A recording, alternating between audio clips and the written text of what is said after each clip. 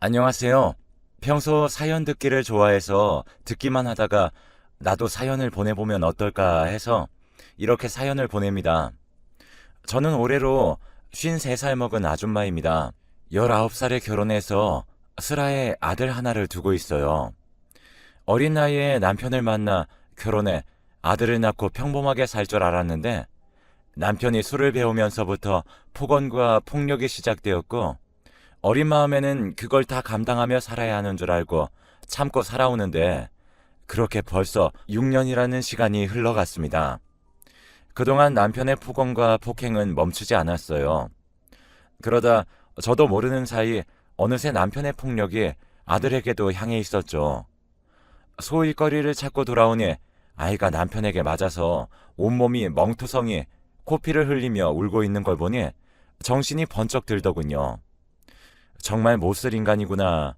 하나만 건드리지 이 작은 아이가 무슨 죄라고 제 새끼를 이렇게까지 때렸을까? 그리고 또 얼마나 무서웠을까? 나도 무서워서 도망가고 싶었는데 더는 안 되겠다 싶어서 그 길로 짐을 싸서 도망쳤습니다. 남편이 무서워 이혼하자는 소리는 못하고 그땐 그저 도망가는 게 최선이라고만 생각했습니다. 하지만 어디로 가든 남편은 찾아내더라고요. 도망치면 얼마 안 돼서 붙잡히고 또 몰래 빠져나와 다른 곳으로 몸을 숨겨도 소용없었죠. 그러던 어느 날 남편이 술을 먹고 들어와 그날도 어김없이 욕하고 때리며 행패를 부릴 때 제발 이혼해달라고 빌었습니다. 나랑 우리 아들 제발 발 뻗고 살게 내버려 두라고요. 그 말을 들은 남편은 화가 났는지 버러지 같은 년 재워주고 입혀주고 먹여줬는데 이혼? 하늘 같은 남편한테 말대꾸하는 년은 죽여버려야 한다고. 그리고 그런 년이 낳은 새끼도 죽여버린다고. 어찌 자기 자식한테 그런 소리를 하는지 정말 다시 생각해도 끔찍합니다. 그날 남편 바지가랑이 잡고 죽도록 맞으면서도 제발 이혼해달라고 울면서 애원했어요. 지금 이혼 안 해주면 그냥 다 같이 죽자고 그렇게 덤비니 처음 보는 제 모습에 남편은 당황했고 욕을 하며 다가와 자길 더는 화나게 하지 말라며 고함을 치면서 밖으로 그냥 나가버렸죠. 남편이 나간 걸 확인한 아들은 제게 달려와 엄마 죽지 마. 내가 잘못했어. 하며 우는데 어린 것이 전생에 무슨 죄를 지었길래 이런 걸 보고 자라야 하나 서글펐습니다. 그 후로 저는 남편에게 계속 이혼해달라고 사정을 하였고 남편은 결국 한 푼도 받지 않는다는 각서를 받아내고서는 저와 아들을 자유롭게 해줬어요. 그렇게 남편의 그늘에서 벗어난 저는 아들을 끌어안고 길거리에서 펑펑 울었어요. 이젠 정말 남편과는 끝이구나. 이제는 더는 맞고 살지 않아도 되는구나 하고 그렇게 자유를 찾은 저는 아들하고 둘이 살 집부터 구해야 했어요. 하지만 가지고 있는 돈으로는 당장 집을 구하기에는 무리가 있더라고요. 그래서 여관 청소를 해주면서 달방에서 생활했습니다. 새벽부터 일어나서 청소하면서 조금씩 모으다 보니 어느새 월세방 하나 얻을 정도는 되더군요. 그렇게 달방을 정리하고 월세방으로 이사하는 날 아들에게 이제 여기가 우리가 살 집이야. 아들은 환하게 웃으며 좋아했어요. 아들이 그동안 달방 살면서 눈치를 보며 살았는데 눈치 안 보고 맘껏 뛰어놀 곳이 생기니 좋다고 하더군요. 그렇게 작지만 살아가던 중 아들이 10살이 되던 해에 남편에게 연락이 와서 하는 말이 가관이더군요. 노름으로 돈을 날렸다고 한 5천만 원만 달라고요. 제가 그 큰 돈이 어디 있고 또 우리가 끝난 지가 언젠데 그 돈을 나한테 달라고 그러냐고 했더니 안 주면 줄 때까지 또 찾아낼 거라고 협박하기에 저도 남편에게 예전에 맞고 살던 그 여자 아니라고 찾아오면 신고할 거니까 그렇게 알고 당하고 싶으면 어디 한번 찾아와 보라고 큰 소리를 치곤 전화를 끊었어요. 솔직히 그날 이후로 누가 노크할 때마다 심장이 철렁했었어요. 몇 날 며칠 잠도 못 자고 저녁마다 무서워서 벌벌 떨었었는데 다행히 그 연락 이후론 남편에게 연락이 온 적이 없었어요. 그렇게 남편을 잊고 혼자 아들을 키우면서 아들에게 가장 미안했던 건 아이가 크면서 아빠의 빈자리를 채워줄 수 없는 게 너무 미안했어요. 그렇게 살아오면서 솔직히 좋은 사람 없었다고 말하면 거짓말이겠죠. 정말 놓치기 아까울 정도로 좋은 사람도 있었어요. 그런데 제가 과거의 기억에 갇혀 있는지 신경이 쓰여서 만날 수가 없었어요. 만나서 술 한 잔만 해도 그 사람에게서 전 남편의 얼굴이 겹쳐 보여서 도저히 만날 수가 없었어요. 그렇다고 그분이 때리거나 그런 적은 없지만 제 마음속에 상처로 남았는지 아무리 좋은 사람을 만나도 마음을 열 수가 없고 또 아들에게 상처 주기 싫어서 거절할 때가 많았었죠. 그렇게 아들이 중학교에 들어갔고 그때부터 아들을 통제할 수 없었어요. 중학생이 되니 힘도 생기고 덩치도 커지니 자꾸 나쁜 쪽으로 빠져서 제가 매일 학교로 출근을 할 정도였어요. 아들에게 그러지 말아달라고 타일러 보고 때려도 보았지만 사춘기가 온 건지 말을 듣지 않았고 어느 날은 새벽이 되도록 들어오지 않기에 걱정된 마음에 동네 여기저기를 찾아다니는데 경찰서에서 연락이 왔었죠. 아들이 지금 경찰서에 있다고 경찰서 전화를 받고 정신없이 뛰어가니 경찰서 안에는 남학생들이 모여 있었고 저는 거기서 피투성이 된 얼굴로 앉아있는 아들을 보았어요.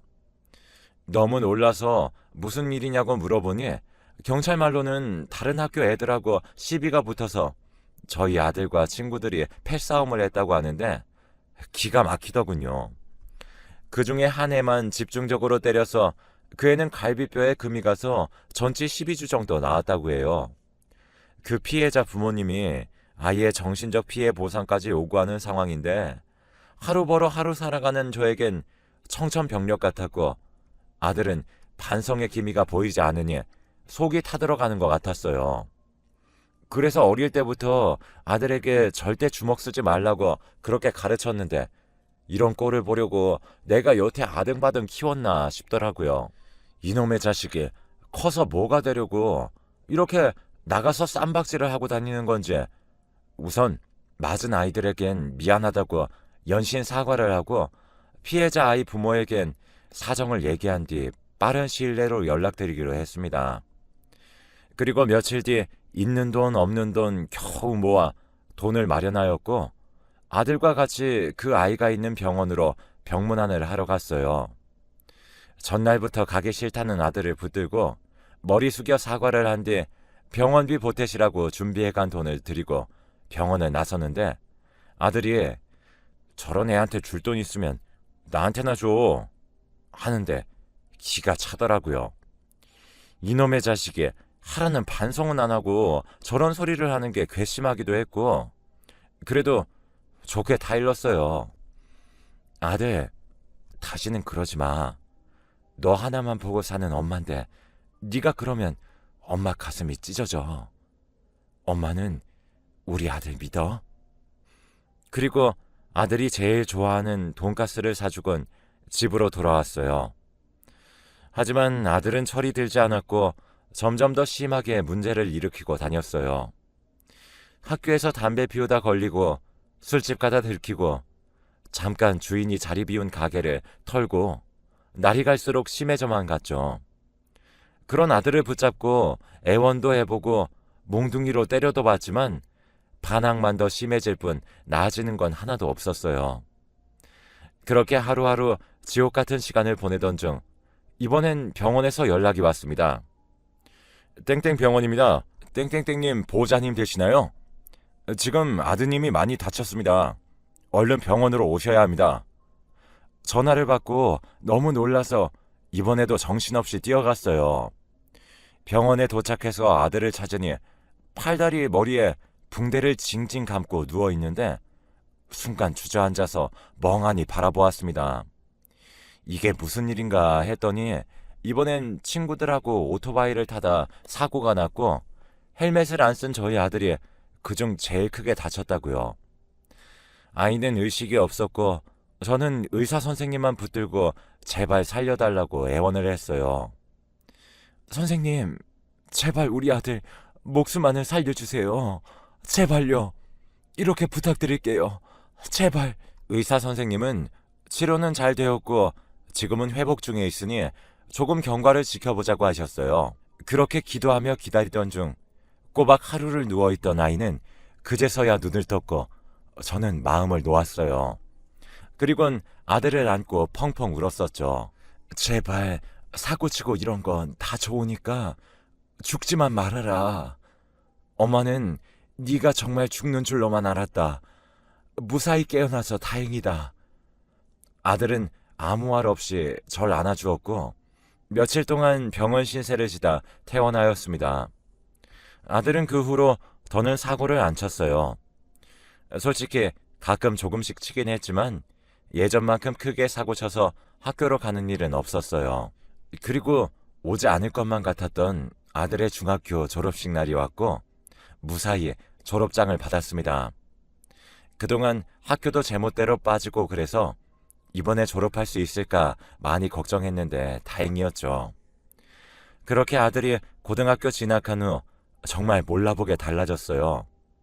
정말 사고도 안 치고 공부도 열심히 해서 전교 10등 안에도 들고 그렇게 열심히 공부해서 아들은 원하는 대학에 들어갔고 저는 더할 나위 없이 행복했어요. 아들이 정신 차리고 이제야 자기 앞길을 정해서 앞으로 나가고 있구나 하는 생각이 들었어요. 그렇게 봄이 오고 겨울이 오던 어느 날 아들과 저녁 식사를 하던 중 아들이 저에게 뜬금없이 엄마는 남자친구 없어? 그래서 저는 얘가 무슨 소리를 하는 건가 했어요. 아들이 한 번도 그런 말 한 적 없었거든요. 그래서 아들에게 무슨 소리야? 넌 엄마가 남자친구 있었으면 좋겠어? 그랬더니 아들이 한참을 저를 바라보더니 본인은 친구와 동반 입대하기로 했다고 말을 전하곤 내가 없는 동안 엄마가 외롭지 않았으면 해서. 별 뜻은 없어. 나 군대 가면 엄마가 심심할까봐. 하는데 우리 아들이 언제 이렇게 커서 엄마 걱정도 다 해주니 감격스럽더라고요. 그렇게 아들은 조심해서 다녀오겠다는 말을 남기곤 군대에 들어갔어요. 아들이 군대를 들어가고 얼마 안 지나서 아들 친구들이 가끔 집으로 방문해 안부도 물어주고 장 볼 때나 무거운 거 들 때면 어디선가 나타나서 도와주기도 하더군요. 나중에 물어보니 아들이 제 엄마 걱정되어서 친구들에게 부탁하고 갔다고 하던데 그 말 듣고 울컥했습니다.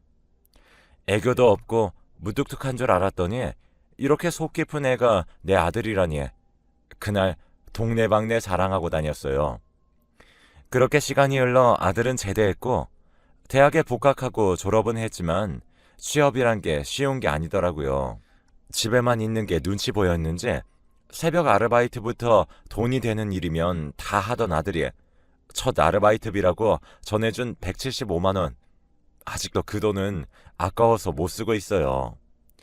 아들은 이것저것 일을 해보더니 자기 이름을 걸고 가게를 차리고 싶다고 했습니다. 그 이후로 요리를 배우고 아르바이트한 돈을 모아서 식당을 하나 차렸어요. 어릴 때부터 요리하는 걸 좋아했는데 가게까지 차릴 줄이야 상상도 못했어요. 사람 인생이라는 게 이렇게 한 치 앞도 알 수 없는 게 인생이라니 재밌네요. 아들과 같이 가게 운영을 했고 저도 가게 운영에 재미를 붙여갔죠. 그렇게 아들과 같이 일을 하니 여행도 예전보다 자주 가고 저를 돌아볼 시간이 많아졌어요.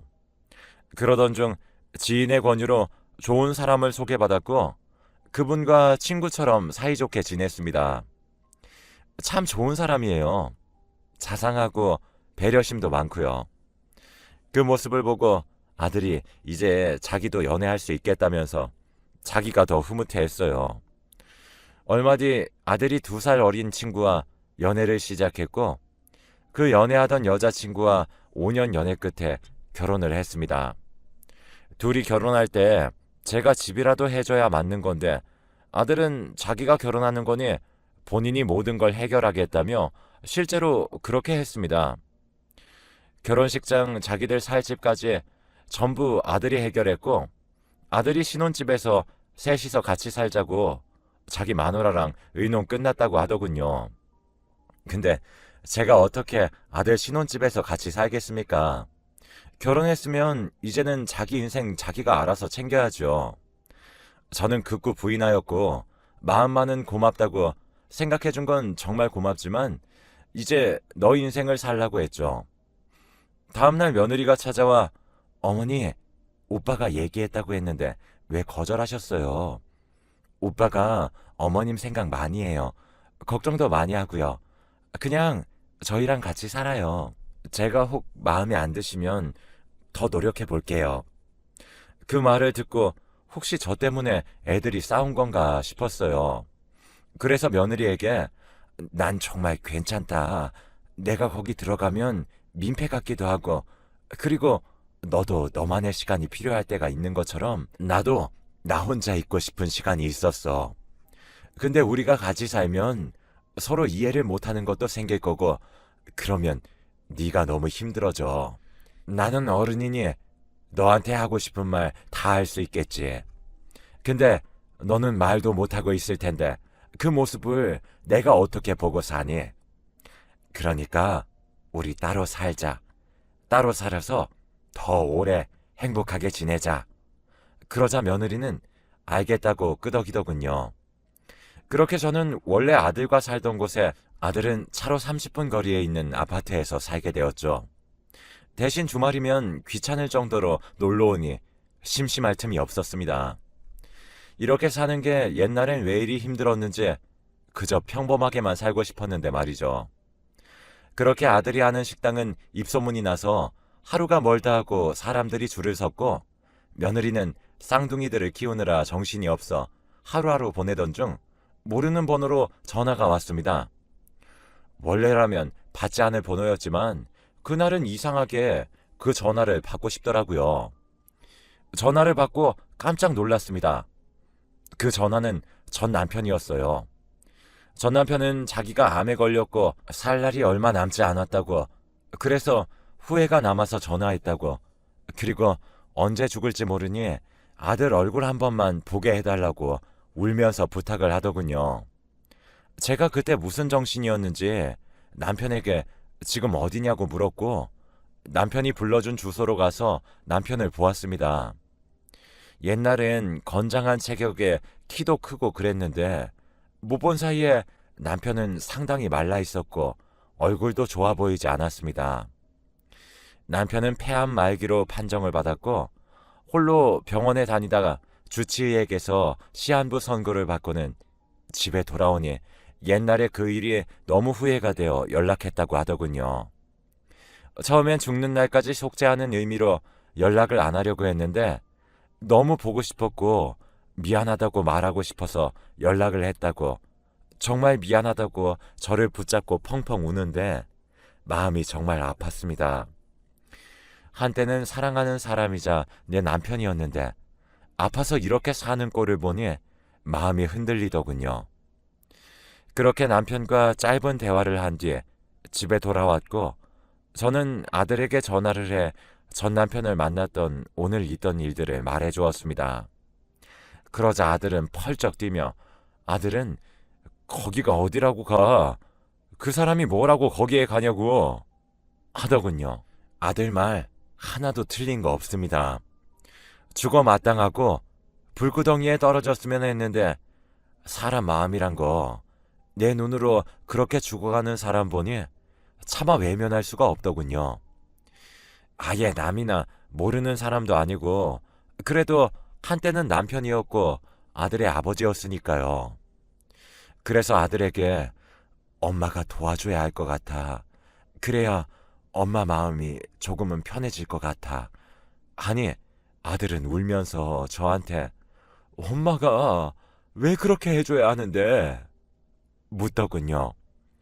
그런 아들에겐 저는 정말 나쁜 사람인데 그래도 엄마한테는 너를 만날 수 있게 해준 사람이고 또 너한테 하나밖에 없는 아빠잖아. 그래서 그래.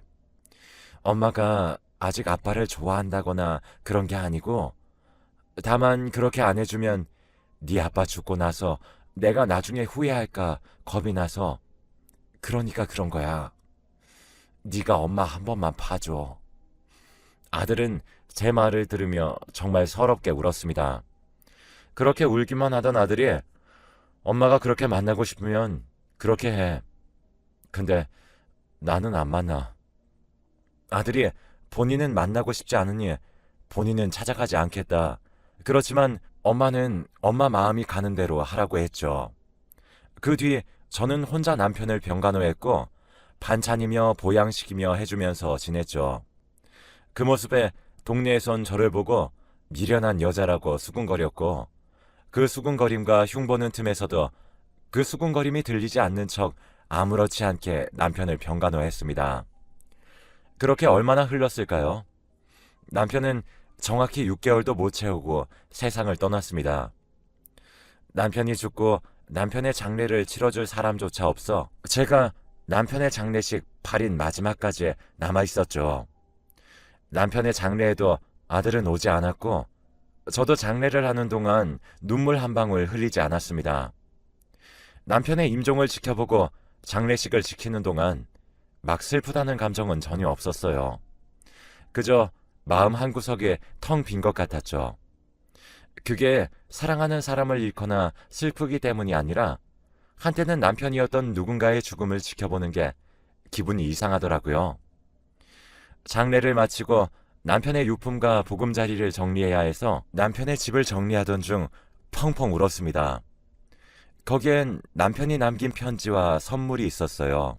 편지엔 후회하고 사과한다고 예전 일이 지워지는 건 아니지만 그래도 후회한다고 이럴 줄 알았다면 술 먹을 시간에 가족을 더 생각하고 더 많은 시간을 보낼 걸 어린 나이에 시집와서 못난 남편 만나게 한 거 미안하다고 못난 남편 아프다니까 싫을 법도 한데 매일 와서 병시 중이고 뭐고 먼저 나서서 해줘서 정말 고맙다고 너무 늦게 알아서 미안하다고 그렇게 적힌 편지와 수표가 있었습니다. 남편은 저와 갈라서고 노름에 빠졌었지만 정신 차리고 조금씩 모은 돈이라고 얼마 안 되지만 마지막 선물이라고 5천만 원을 남겼습니다. 그 편지 보고 주저앉아서 정말 서럽게 울었어요. 이렇게 후회로 죽을 거면 후회할 짓을 왜 해서 이렇게 후회만 가득한 삶을 살았는지 정말 마지막까지 못된 남편이라고 생각했습니다. 그날 그 자리에서 그렇게 서럽게 울면서 남편의 유품을 정리하였고 아들에게 편지와 수표를 건네주었습니다. 그 편지에는 아들에게 전하는 말도 있었기에 아들에게 주었고 저는 그렇게 살면서 죽은 남편을 잊었어요. 지긋지긋하던 남편과의 연이 이제는 완전히 끝났고 저는 다시 원래 생활로 돌아왔습니다. 하루하루 손자를 보는 재미에 살았고 또 기분이 안 좋으면 이젠 돈 걱정 없이 마음대로 여행 다닐 수 있고 좋았죠. 그런데 그런 저를 보고 아들이 행복하지 않은 것 같다고 하더라고요. 저는 정말 괜찮았는데 말이죠. 아들의 권유로 저는 정신의학과를 방문하였고 거기선 저에게 우울증이라는 진단을 내렸습니다. 그 말에 저는 행복한데 무슨 내가 우울증이냐 말이 안 된다 했더니 의사 선생님이 정말 행복하신 거 맞으세요? 행복하시다는 분이 표정이 너무 슬퍼 보여요. 마음에 응어리가 있으면 푸셔야 돼요. 속에 담고 살면 병만 계속 키우는 거예요. 아셨죠? 자기 자신을 돌아보는 시간을 키우세요. 어머님한테는 지금 그게 필요해요. 선생님의 말씀을 듣고 집으로 돌아오는 길에서 생각했습니다. 도대체 무슨 말인지 내가 행복하다는데 다들 날 정신병자 취급한다 생각했어요. 그런데 여행 가서 찍었던 사진 속 저는 정말 제가 봐도 행복해 보이지 않았어요. 불행 속에서 사는 사람처럼 보였죠. 사진 속에 저는 웃지도 울지도 않는 무표정으로 보였고 꼭 툭 하고 건드리면 울음이 터질 것만 같은 어린아이 같았어요. 그렇게 저는 병원 진료를 받았고 저도 몰랐던 사실을 알게 되었죠. 의사 선생님에게 여태 있었던 일, 가장 힘들었던 일, 남들에게 말하지 못했던 일들을 털어놓으니 어딘가 가슴이 조금은 뚫린 것 같았어요. 그러면서 죽은 전 남편 얘기를 했죠. 속이 시원하고 그런 사람하고 이혼하고 그 사람 간 것도 속이 시원하다고 말하는데 눈물이 멈추지 않았어요. 저는 선생님과 말하던 중 남편 유품을 정리하던 그날처럼 펑펑 소리내서 울었어요. 울면서 제가 뭐라고 했는지 기억이 제대로 나진 않지만 선생님께서는 정말 전 남편이 못된 남편이네요. 이제는 마음속에서 놓아주세요. 그렇게 잡고 계시니까 어머니가 더 힘든 거예요. 그 말을 듣고서야 알았습니다. 제가 전 남편을 놓아주질 못했다는 걸요. 사람들이 수군거리고 손가락질하는 게 무서워 그간 아무렇지 않은 척했지만 만날 때마다 눈치 보느라 정작 제대로 보내주질 못했네요. 그렇다고 전 남편에게 마음이 남았거나 그런 건 아니고 전 남편 생각하면 맞았던 그 일이 아직도 생생한데 저도 아직 제 마음이 어떤지 잘 모르겠습니다. 이혼한 이후엔 생각도 거의 안 하고 잘 살아왔는데 전 남편의 죽기 직전 아플 때를 함께하고 죽는 모습을 직접 봐서 그랬던 걸까요? 아니면 그 전에는 아들 키우느라 생활이 바빠서 전 남편을 생각할 겨를도 없다가 아들이 다 크고 결혼하고 생활이 편해지니까 옛날 생각도 나고 전 남편의 존재가 신경 쓰이는 걸까요? 근데 이제라도 표현을 해야 제가 살아갈 것 같아요. 동네에서 미쳤다고 미련하다고 다들 저만 보면 손가락질하고 수군거려요. 그런데요, 저도 제 마음을 잘 모르는데 어찌합니까? 저도 제가 참 불쌍하고 미련하고 바보 같아요. 그런데 저는 남편이 저보다 더 불쌍하고 더 바보 같아 보여요. 그런 거라고 생각이 들어요. 아들도 저를 이해 못하는데 남들이라고 오죽할까요? 제 팔자 지가 만든다고? 이게 제 팔자인가 봅니다. 남은 인생 더는 안 불쌍하게 살려면 저는 이제부터 전 남편을 놔주는 연습을 해야 할 것 같아요. 이제라도 알았으니 그걸로 된 거라고 생각해요. 다만 며느리 보기 창피하고 사돈댁에게도 너무 죄송하네요. 제 사연이 구구절절 너무 재미없었죠? 이렇게라도 해야 저 여자는 저래서 그랬구나 할 것 같아서요. 제가 이제라도 정말 사람답게 행복하게 살고 싶어서 이렇게 구구절절 늘어놓았어요. 여태 들어주셔서 감사하고